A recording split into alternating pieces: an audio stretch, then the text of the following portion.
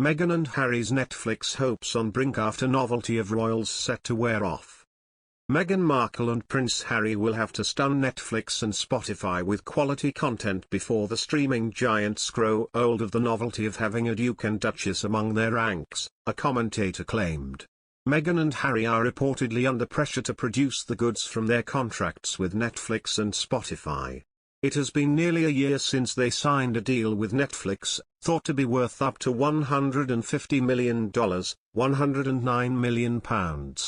But the couple has announced just 2 series that they plan to create, Heart of Invictus and Pearl, and have not yet released any content. The same applies for Spotify. They were brought on with a hefty $50 million, £36 million, contract, yet have produced and released just 1 episode of their Archie audio series, in which other famous people relay their lockdown experiences. Now, a commentator has warned that the pair have to impress the likes of Netflix and Spotify or risk having their novelty of being royals wear off on the big bosses. Danielle Welzer, writing for news.com.au, noted while creating TV series and podcasts takes time, the clock is ticking for Harry and Meghan to prove they are worth such astronomical sums of money.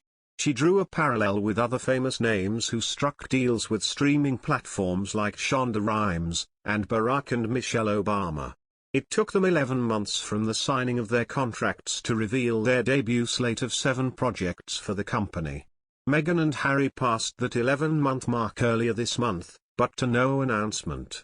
Ms. Elsa wrote, "When the Sussexes do start unveiling their slate of TV and podcasting projects, they will get one shot, that is, one chance to impress audiences and make their mark either in terms of steaming figures or critical plaudits. When the novelty and the luster of working with members of the royal family wears off, if they don't have streaming counts or a clutch of awards to show for themselves, then will their contracts be renewed. Essentially, they will have a brief window to prove they are worth the hundreds of millions that corporate behemoths have bet on them. No pressure now or anything. The fact is, even billion-dollar companies can't afford to keep plowing truckloads of cash into 2 very, very famous contractors if they do not prove to be a sound investment." Many have noted that despite Meghan having had a career in Hollywood, neither she nor Harry have any experience of producing their own original creative endeavors. They have thus assembled a team around them, at a cost, to help out and produce the original content, hiring the likes of Oscar-nominated producer Ben Browning to head up Archie's video content production. Russell Myers, the royal editor, echoing Ms. Elsa, told Australia's Today programme that bosses from both Spotify and Netflix would soon be wondering where their hard-earned dollars are going exactly. Hosts of the programme asked, "Harry and Meghan are still making do financially on their own 2 feet, we believe. But pressure is mounting on them to deliver on these Spotify and Netflix deals. Big money is at stake." Mr. Myers said, "Well, definitely. Why wouldn't it be? They were paid to the tune of $150 million, £109 million, for the Netflix deal they signed. Spotify has given them between $30 to $50 million, £21 million, £36 million, we understand. And where is the content? We have had 1 podcast so far, and that hasn't caught the world alight. And they have a promised Netflix show which I'm sure will be fantastic because it's all about the Invictus Games.